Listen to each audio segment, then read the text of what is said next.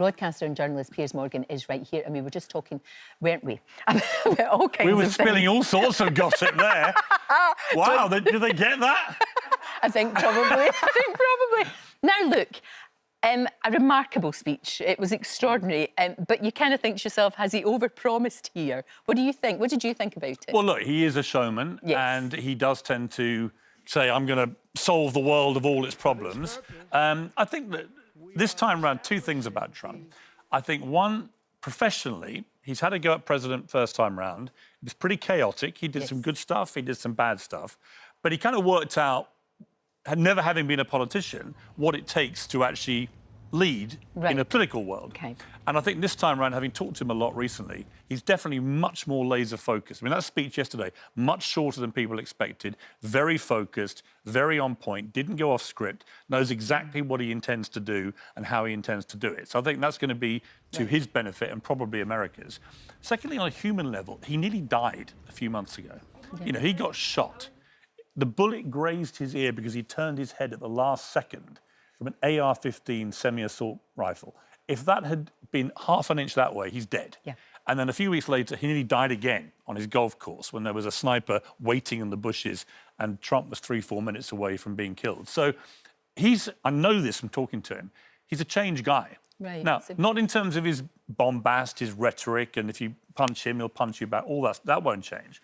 But he definitely feels he's got a second chance, both alive, second chance, and as a president. And I think you're going to see a pretty different style now this time from Trump. Right, that's fascinating. What also really struck me was all the tech billionaires who were there, front and centre. All kissing the ring. They absolutely were. And most of them were the ones who in 2016 were leading the resistance against him. So what's changed? Well, what's changed is success. You know, I think it was Frank Sinatra said the best revenge is massive success. And Trump has achieved what nobody thought was possible. I didn't think it was possible. I remember writing him off after those terrible riots on January the 6th at the Capitol.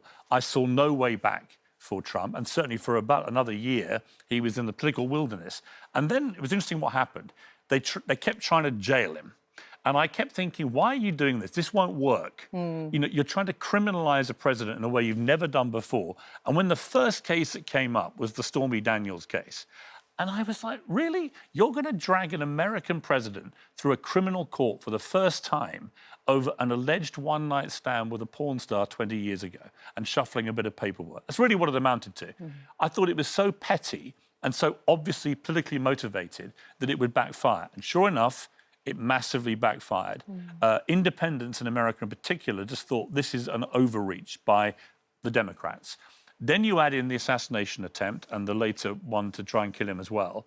And you had a body of people in America going, whatever you think of Trump, that moment when he got shot and stood up and went, fight, fight, fight, that really resonated with Americans. So many people didn't it? They just thought, well, whatever you think of him, that is ballsy to do that. Do you worry about him? Do you worry about his safety? Do. I mean, as a man, you know him. I mean, if he does, he genuinely does phone you up. You're not making that up. No, he calls me quite a lot. He called me. In fact, he called me the other day. It was absolutely hilarious. He called me the other day, and I kid you not, this is how the conversation went. Piers, it's Donald.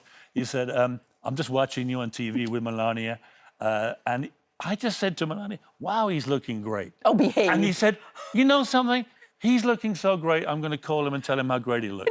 So I'm just calling you to tell you, Piers, you're looking great, man. What's your secret? And I was like, this guy's about to be president of the United States. And he's phoning you up. He's just calling me to tell me how great I look. I can really live with this. I thought this probably, is like my utopia. Yes, that would appeal to you on so many levels.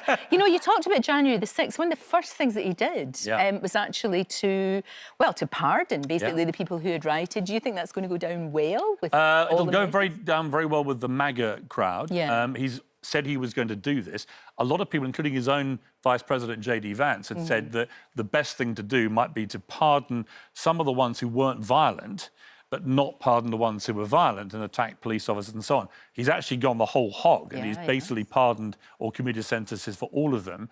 I wouldn't have done that if I was him, but I'm not Donald Trump. And he felt very strongly that there was a miscarriage of justice in the terms of sentencing they all got. And some of them did get, I think, ridiculously long sentences. But I think he should have probably been a bit more judicious and not pardoned the ones who were actually violent on the day. No, absolutely. What about this? A lot of people have talked about the Trump dynasty. I mean, we saw his son there. Well, look at Barron. He looks like Donald when Donald was 18, 19. That's what he looked like. And the swagger, the confidence. You know, I first knew Barron when I did Celebrity Apprentice. He was 2 years old, and Melania would bring him in, and they'd be hanging around backstage, and we'd be waiting to go into do the boardroom, and that's when I got to know Melania, and we'd have a good laugh and a chat. And I used to, you know, gurgle at little Barron. Ooh, little Barron. And he used to go, ooh, peasy, peasy. No, he didn't. But he couldn't speak at the time. He would have done if he'd been able to speak. But he was he's just this cute little baby. You know, and now I look at him, he's absolutely gigantic. He's huge. But he could be a basketball player, he's so tall. But I just watched him yesterday. Normally he's been quite shy in the public environment. Yesterday he kind of showed a bit of his father's swagger. He did the thumbs up, he looked the part. And I thought, wow, you could be looking there at the next Trump who ends up potentially running for the White House, because he's got the looks, he's got the swag, and he's got the confidence now. Plus, he was really pivotal figure in how his father won, because this was the YouTube election. I know we're going to talk later about what I've done in that space, but the more people in America on election night watch the election on YouTube and the analysis than they did on broadcast or cable television. First time that's ever happened. And what did Trump do in the last few months? Every YouTube show he could get on, ending up with Joe Rogan, the biggest podcast in the world. 70 million people watched it.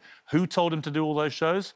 His son, Barron. Because he knew, rather like my sons have told me, Dad, you old dinosaur, get off TV. No one's my age is watching TV, which they're not. But they are watching it through the prism of YouTube. Right. So there's a future, Lorraine, for us, for us old TV dinosaurs, but the future is not going to be the same way that we, in our generation, have just flicked on network telly and watched it.